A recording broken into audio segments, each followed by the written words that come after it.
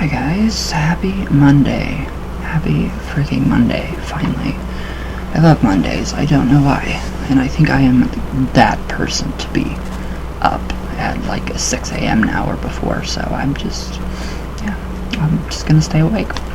Since I'm always up at 6 a.m. now, so, or before. And I'm getting used to it, so I'm not so cranky anymore. But, alright, so I kind of wanted to share with you guys what I did for Candlemas, or Rod Mass, or Imbolc, or whatever you want to call it, the in-between time.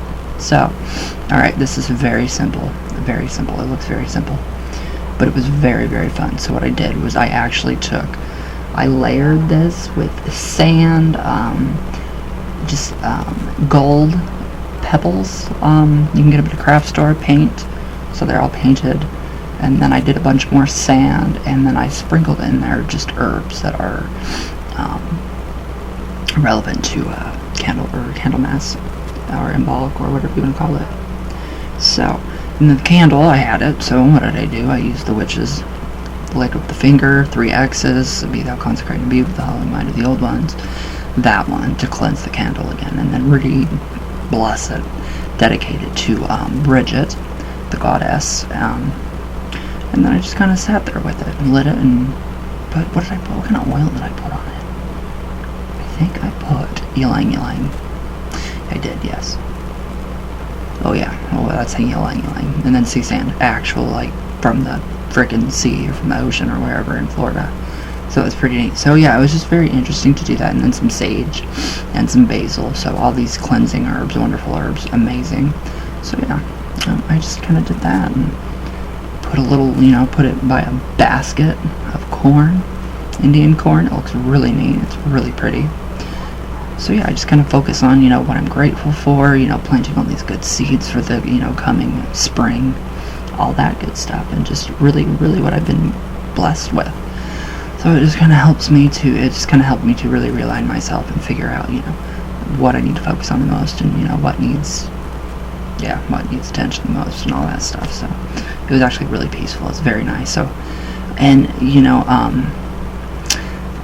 astronomically, not astrologically, astronomy, the solstice, or this Sabbath, is actually not for another 2 days.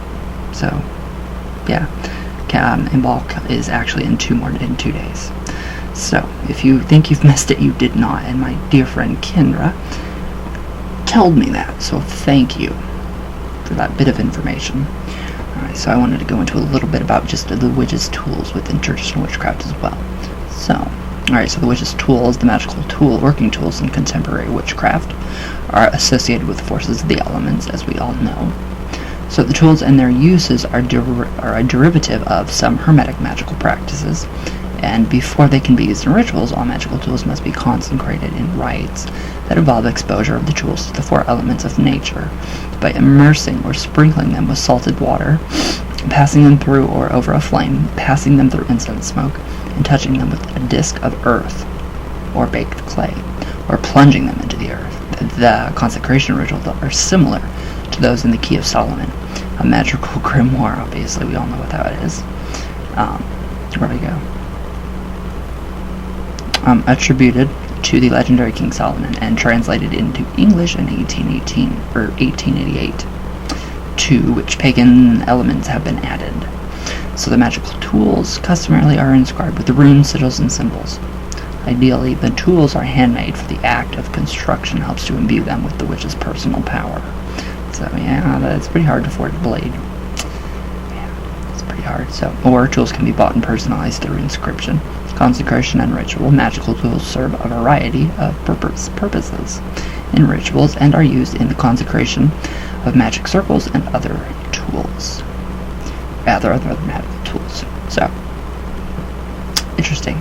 Very interesting. So, literally, yes, that's all my tools are like that. So, I like it. So, we have the athame, so a witch's personal magical knife, traditionally a double-bladed with a black hilt handle, and fashioned of steel or iron. The blade may be magnetized. See, and that's what I want, is a magnetized blade. So, magical knives were said to be used by witches in the Middle Ages. According to the Gardnerian Gardnerian tradition, the athame is used only for ritual purposes, such as casting the circle, and never for cutting. Other traditions call for using the knife to cast and cut, in the belief that its power increases with use. Could. So, in some rituals, the athame takes a phallic symbolism, and that is, it is plunged into a chalice filled with wood juice or wine, signifying the union of male and female forces, and that would be the Great Rite. So the athame is associated with the element of fire, obviously, but some traditions is air, and it's interchangeable with the sword in some traditions. So, alright, so among some hereditary witches in England, metal is never used in ritual tools because it interferes with the energy in the earth. Athame blades are therefore made of flint. Okay, some witches use a white-hilted knife for cutting and scribing, like a bowline or whatever. Knives are never used for sacrifices, which are not condoned. So, okay, a censer, small dish or a container, is used to burn incense, herbs, chemicals, wood, or other substances to cleanse and to purify the air before rituals. So, cleansing or sensing, which represents the element of air, exercises and keeps unwanted energies away from the magic site, offers sweet air to the goddess and god, raises vibrational rate, and summons energies. So it relaxes the senses and contains the consecrated powers. So the formulas used depend on the purpose of the ritual. So the burning of incense as protection, and offering is an ancient religious practice found around the world. Literally, I mean, everywhere. So it's pretty interesting. Now we have the chalice, or cup, or goblet, and this is associated with the female forces in the universe, obviously. Fertility, beauty, the womb, earth, emotion, love, compassion, receptivity, instinct, intuition, and the subconscious mind.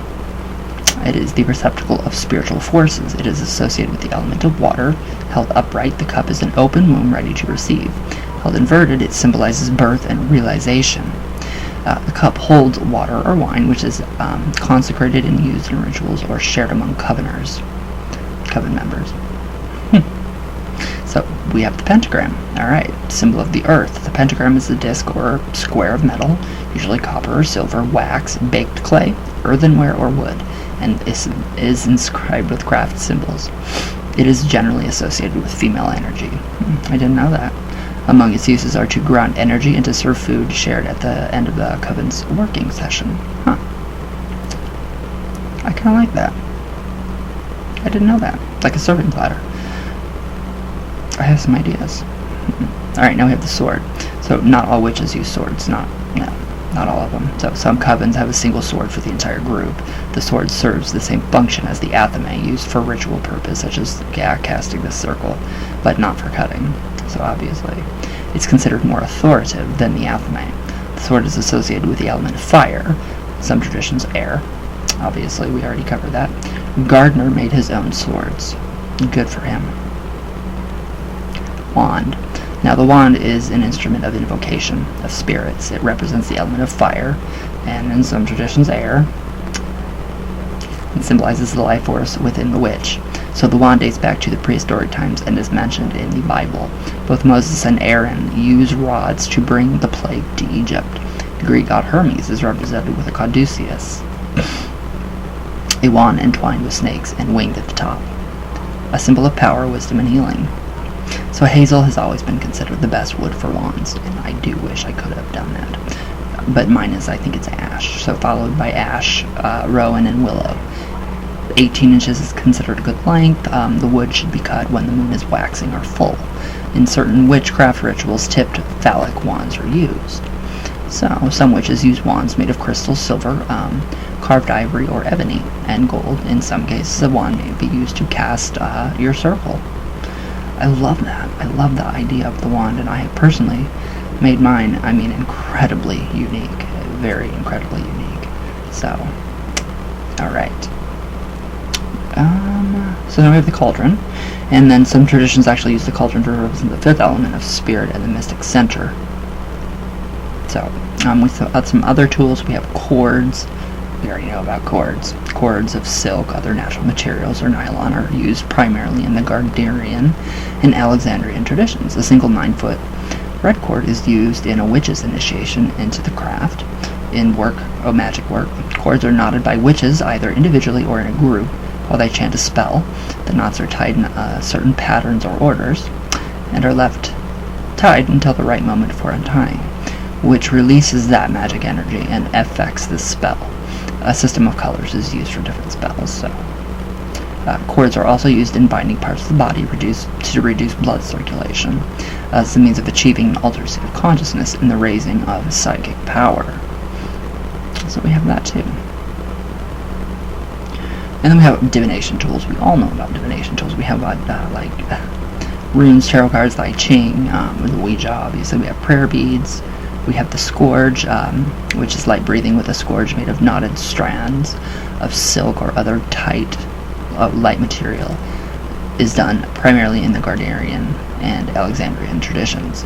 So it was favored by Gardner in initiations, to symbolize the need to learn through suffering as a way to raise psychic power and to gain sight. So, yeah, that's a little diabolical. A little diabolical right there. So yeah, it's obviously scourging has fallen out of favor with many witches, and some covens have abandoned the practice. Others scourge very lightly. So, very interesting though. Very, very interesting.